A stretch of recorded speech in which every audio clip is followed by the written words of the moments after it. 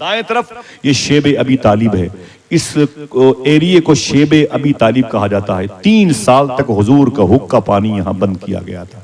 ابھی حالات اچھی نہیں، کوئی بھی آپ کو مسلمان سمجھ کے مار دیتا ہے، لیکن آپ کسی کو ہندو بھائی سمجھ کے نہیں مار سکتے۔ آپ کو وہی کرنا ہے جو آپ کے ملک کے خواجہ غریب نواز نے کیا ہے۔ کوئی کہتا ہے کہ مسلمانوں کی دکان سے سامان نہیں خریدنا چاہیے، تو آپ کی ذمہ داری بنتی ہے کہ آپ ہندو بھائیوں کی دکان سے سامان خریدیں، اپنا دین اسے دیں، آپ اپنا کلچر اسے دیں۔ آپ سمجھ رہے ہیں؟ آپ غریب نواز کے شہر میں اجمیر شریف میں اگر کوئی ہندو لڑکی جوان ہوتی تھی تو اس کی شادی کی فکر اس کے باپ سے زیادہ غریب نواز کو رہا کرتی تھی۔ غریب نواز کو رہا کرتی، کچھ بھی کر لے حکومت، کچھ بھی کر لے، لیکن اتنا یاد کر لیں کہ پھونکوں سے یہ چراغ بجھایا نہ جائے گا۔ صبح قیامت تک آواز آتی رہے گی، کوئی گل باقی رہے گا نہ چمن رہ جائے گا، بس رسول اللہ کا، بولو بھائی بس رسول اللہ کا۔ ہم تو آزمائش کے لیے پیدا ہوتے ہیں۔ جب 10 سال کے فلسطین کے بچے سے پوچھا ہے ایک اخبار والے نے، بیٹا بڑا ہو کے کیا بنے گا؟ اس نے کہا چپ، مجھ سے پوچھتا ہے بڑا ہو کے کیا بنے گا؟ ہم فلسطینی ہیں، فلسطینی، ہم بڑا ہونے کے لیے پیدا ہی نہیں ہوتے، ہم تو بچپن میں ہی بیت المقدس کے نام پہ قربان ہو جایا کرتے ہیں۔ اللہ اللہ، ہمیں تو قربانی دینے کے لیے پیدا کیا گیا، ہم تو آزمائش میں ہمیشہ رہنے والے لوگ۔ یہ ایمان کا حصہ ہے، لیکن آپ کو جو خدمت آپ کے اجداد نے غیروں کی ہے وہ خدمت پھر سے کرنا پڑے۔ آپ نفرت نہ کریں، کوئی آپ سے کتنی بھی نفرت کرے یہ اس کے اپنے برے خیالات پر منحصر ہے۔ دعا کرو ہندوستان میں محبت کا ماحول پیدا ہو جائے، کوئی بھی بے قصور جیلوں میں ہندو ہو یا مسلمان ہو، اللہ اس کی رہائی کا انتظام فرمائے۔ میری دل سے دعا ہے حضور مفتی سلمان ازہری شاہ صاحب قبلہ کے لیے، اللہ ان کی بھی رہائی کا انتظام فرمائے۔ جن مزارات کو شہید کیا جا رہا ہے ویراول کی زمین پر، میری دعا ہے کہ اللہ ان کے فیضان کو ظاہر فرما دے۔ ہندوستان میں 70% ہندو مذہب کے ایسے لوگ ہیں جن کی آستھا، جن کی امیدیں بزرگوں سے بہت زبردست جڑی ہوئی ہیں۔ اگر آپ کو یقین نہیں آتا تو میں 1.5-2 مہینہ پہلے بغداد شریف گیا تھا، میرے ساتھ 4 ہندو بھائی بغداد گئے تھے۔ وہ ہندو ہو کے بغداد چلے گئے اور آپ یہ سن کے سبحان اللہ نہ کہہ سکے۔ معلوم ہے 2 تو پنجاب کے پنجابی بھائی تھے اور 2 ہمارے ادھر کے تھے ہزاری باغ علاقے، ہزاری باغ کے تھے معین بھائی، ہزاری باغ کے معلوم ہے جو 2 ہزاری باغ کے تھے، بڑے گڈ تھے، بہت مست تھے۔ ان میں سے ایک غوث پاک کی بارگاہ سے، دیکھیں حضور، ایک حضور غوث پاک کی بارگاہ سے نکلا، میں وہاں پر کھڑا تھا، میں نے کہا بھائی خیریت ہے؟ تو معلوم ہے اس نے کیا کہا؟ رونے لگا، وہ ہندو بھائی تھا، رونے لگا وہ۔ میں نے کہا کیا ہوا؟ سامنے غوث پاک کی بارگاہ ہے، روتے کیوں ہو؟ اتنی بڑی مبارک جگہ کی زیارت۔ اس نے کہا کہ یا شیخ عبد القادر جیلانی، میں کیوں پیدا ہوا تھا مجھے اس کا علم نہیں، لیکن جب سے آپ کے روضے کو دیکھا ہے دل کہہ رہا ہے بس آپ ہی کو دیکھنے کے لیے پیدا ہوا تھا۔ آج میری پیدائش کا مقصد میری سمجھ میں آ گیا۔ اس کی اپنی سوچ تھی اور یہ مبارک سوچ تھی۔ میری دعا ہے اللہ اسے اہدنا الصراط المستقیم پہ چلنے کی توفیق عطا فرمائے۔ سرکار غریب نواز اور سرکار غوث اعظم، ان بزرگوں نے اسلام پھیلایا۔ میرا ٹاپک اسلام نہیں، حضور کی پیدائش ہے، لیکن ابھی حالات خراب ہیں۔ اس حالات کو بہتر بنا سکتا ہے کوئی اور نہیں، صرف آپ بنا سکتے ہو۔ میں گوا بہت جاتا ہوں، گوا میں جلسے بہت ہوتے ہیں، میرے دوست ہیں۔ ایک مرتبہ میں گوا میں، وہ ایئرپورٹ کے قریب میں ایک میٹنگ چل رہی تھی اور بڑی خاص میٹنگ تھی، لوگ مجھ سے سوال کرتے تھے، میں جواب دیتا تھا۔ تو لوگوں نے پوچھا تھا کہ بھائی دین کیسے پھیلایا جائے؟ یہ علماء مذہبیات سے، علمیات سے، ادبیات سے واقف ہیں، ان کو مسئلے مسائل پتہ ہے، یہ دین پھیلا سکتے ہیں۔ جب آپ کو نہیں پتہ تو آپ کیسے پھیلا سکتے ہیں؟ تو میں نے کہا تم بھی پھیلا سکتے ہو۔ بولے کیسے؟ میں نے کہا بازار جاتے ہو؟ بولے ہاں۔ میں نے کہا جب تمہیں چینی تولنے والا، سبزیاں تولنے والا جب تمہیں تولتا ہے 2 کلو نا، تو اکثر اس میں 5-7 گرام زیادہ دے دیتا ہے، صحیح ہے کہ نہیں؟ اور اگر بیچارہ اگر نہ بڑھا کے دے تو لوگ کہتے ہیں کیوں بے، کیا سونا تول رہا ہے؟ ایسا کہتے کیوں بے، کیا سونا تول رہا ہے؟ تو میں نے کہا اب جب جانا بازار، جیسے وہ 5-7 گرام زیادہ بڑھا کے دے تو اس سے کہنا بھائی 5-7 گرام کم دو چلے گا، زیادہ مت دو۔ وہ پوچھے کیوں؟ تو کہنا میرے نبی نے منع کیا۔ نہ یہ اس کی تقوی کے خلاف عمل ہے، کہنا کہ نہ اصول دین مصطفیٰ کے خلاف ہے۔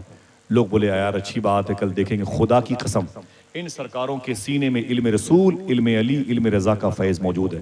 میں گواہ بنا کے بولتا ہوں، میں دوپہر میں کھانا کھانے کے لیے گئے، میرے دوست تھے تفضل بھائی، مجھے ایئرپورٹ لانے والے تھے، تو بولے آصف بھائی بہت بڑی بات بتاؤں؟ میں نے کہا کیا ہوا؟ بولے آج میں صبح واقعی چینی خریدنے کی ہندو بھائی کی دکان پہ گیا، تو میں نے آواز دی تو ایک لڑکی نکل کے آئی، بولے کیا بات ہے بھائی؟ میں نے کہا مجھے چینی چاہیے 3 کلو۔ تو اس نے کہا کہ اچھا ٹھیک ہے۔ جیسے چینی تولنا شروع کیا، اس نے 12-13 گرام چینی زیادہ تولی۔ میں نے کہا بہن یہ 12-13 گرام نکال لو، مجھے 3 کلو برابر دو، جو پیسے میں نے دیے ہیں اس سے زیادہ ایک چینی کا دانہ بھی نہیں، کم دو چلے گا زیادہ نہیں۔ اس نے کہا کیوں؟ تو میں نے کہا میرے دھرم میں یہ چیز منع ہے۔ معلوم ہے اس نے کیا کیا؟ اس نے ترازو وہیں رکھ دیا، اندر چلی گئی، اپنی سہیلی کو لے کے آئی، پھر لائی تو پھر ترازو اٹھایا، پھر چینی کی طرف چینی زیادہ ڈالی، جب وہ ترازو پاسنگ ہوا، جھکا، تو پھر میں نے کہا بہن کیا کرتی ہیں آپ، اس میں زیادہ چینی ڈالتی ہیں؟ میں نے کہا نا مجھے صرف 3 کلو دیجئے، ایک دانہ چینی کا دانہ زیادہ نہیں آنا چاہیے۔ تو اس نے کہا کیوں؟ تو میں نے کہا میرے نبی نے منع فرمایا، تقوی کے اصول کے، صالحین کی تعلیم کے خلاف ہے، اس لیے آپ مجھے زیادہ مت دیں۔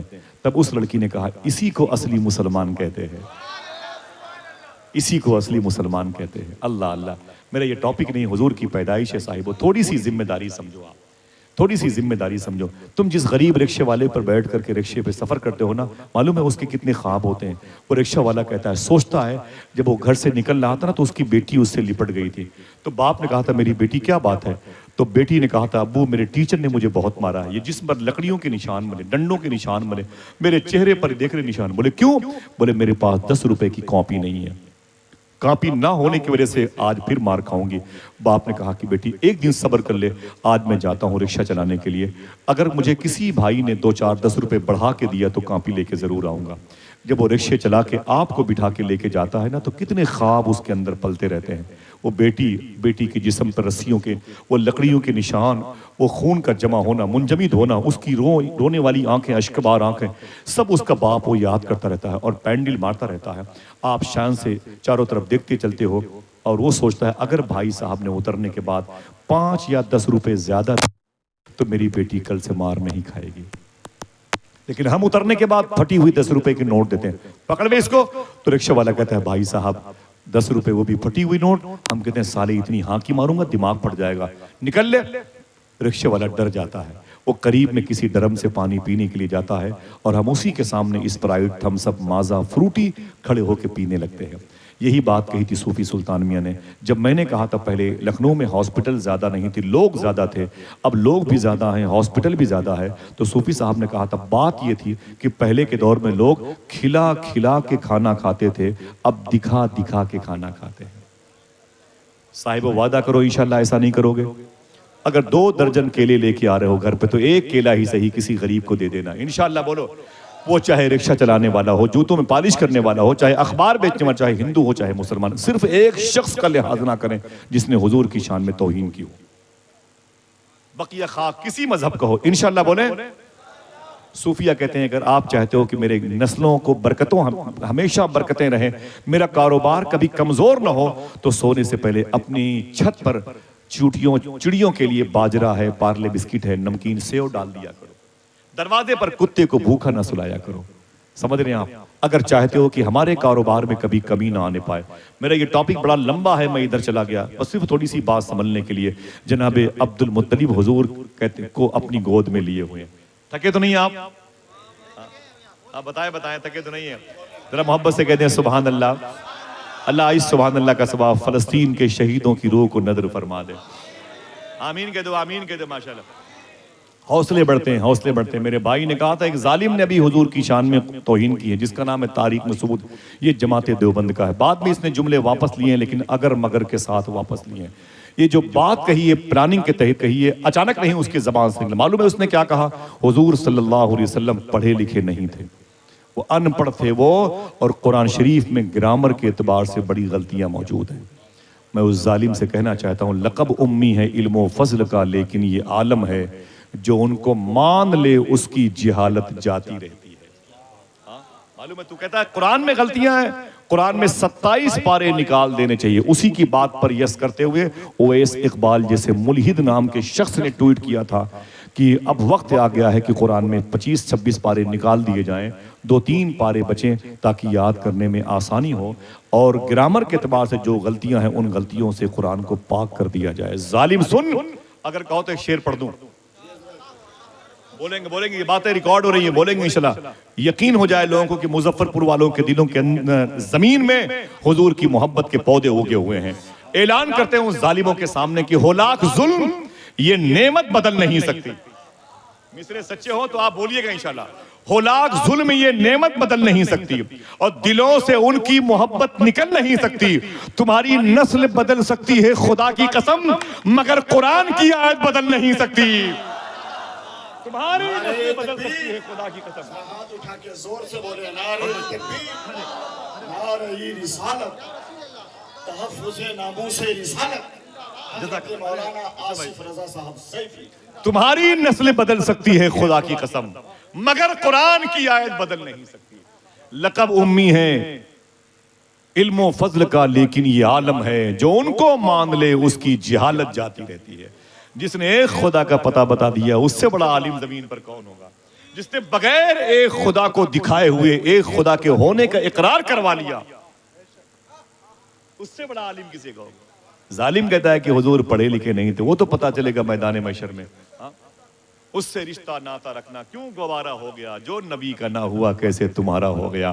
آقا کریم صلی اللہ علیہ وسلم کی عظمتوں کی رفتوں کی بات جب ہوتی ہے تو جناب عبد المطلب کہتے ہیں میں نے آمینہ سے کہا اے آمینہ اگر اجازت دو تو حضور کو لے کر کے کعبہ دکھا دوں. کعبے کی زیارت آوازیں ہی کعبہ خود میرے حبیب کی زیارت کرے گا. جناب عبد المطلب تھوڑی سی پریشانی پر مایوس نہ ہوا کرو انشاءاللہ. بولے کبھی تمہارے کاروبار پر دقتیں آئیں گی، تمہاری اولادوں کو دقت میں سامنا کرنا پڑے گا، تمہارے پھل فروٹ سے میوہ جات تمہارے کھیت کھلیان متاثر ہوں گے، لیکن اللہ کہتا ہے قرآن شریف میں وَلَنَبْلُوَنَّكُمْ بِشَيْءٍ مِّنَ الْخَوْفِ وَنَقْصٍ مِّنَ الْأَمْوَالِ وَالْجُوعِ وَنَقْصٍ مِّنَ الْأَمْوَالِ وَالْأَنفُسِ وَالثَّمَرَاتِ. اللہ کہتا ہے ہم ضرور تمہیں آزمائیں گے، کبھی خوف سے ڈرا دھمکا کے، تمہارے مالوں میں خرابی پیدا کر کے، تم بھوک سے آزمائیں گے، تمہاری جان لے کر کے آزمائیں گے، اور تمہاری پھل فروٹس میں نسل اور تمہارے کھیت کھلیان میں ہم تباہی بربادی لا کر کے آزمائیں گے. یہ تو ایمان کا حصہ ہے. آپ پریشان مت ہوا کرو. ایسے نہ جانے کتنی حکومتیں آتی رہی اور جاتی رہی، کچھ دنوں کے بعد ان کے نام و نشان مٹ جائیں گے اور دین محمدی ہمیشہ مسکراتا رہے گا. جو دین کربلا میں نہ مٹا وہ کبھی نہ مٹے گا انشاءاللہ. دل سے بولو انشاءاللہ. حضور کی شان کتنی بڑی ہے معلوم ہے حضور کو تکلیف کتنی دی گئی تھی. یہ حضور کے گھر کے بغل میں دائیں طرف ایک مکان ہے جس کو شیب ابی طالب، میں 14 سال پہلے نقشہ لے کر کے شیب ابی طالب کی زمین ڈھونڈ رہا تھا اکیلے مکے میں. میں بڑا کھجو ٹائپ کا آدمی نقشہ لے کے ڈھونڈ رہا تھا. میرے ساتھ طاہر بھائی گئے، جانتے ہیں بغداد شریف میں، تو نقشہ لے کے گئے تو اس وقت واللہ ایک نیم پلیٹ پر یہ لکھا ہوا تھا شیب ابی طالب. حضور کا جہاں حقہ پانی بند کیا گیا تھا وہ زمین یہی ہے. معلوم ہے حضور کو تکلیف کتنی ہوئی تھی؟ 3 سال تک حضور کو بھوکا پیاسا رکھا گیا تھا. 3 سال تک. کتنے؟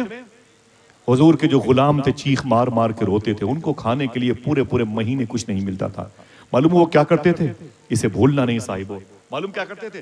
جو جوتی اور چپل ان کے پیروں میں پڑے ہوئے تھے نا، انہیں وہ کینچی سے کاٹ کر چاقو سے کاٹ کر کے ان چمڑوں کو جو جوتے میں لگے ہوئے تھے پانی میں بھگو کے کھایا کرتے تھے. اف تک نہ کیا. اور حضور انہیں دیکھ کے روتے تھے اور وہ حضور کو دیکھ کے روتے تھے. کہتے آقا آپ کو تکلیف نہ ہو، اللہ اس کے رسول کی جتنی بھی رضا ہمیں ملنا چاہیے ملے گی، ہم مصائب اور آلام سے اپنے آپ کو گزار لیں گے.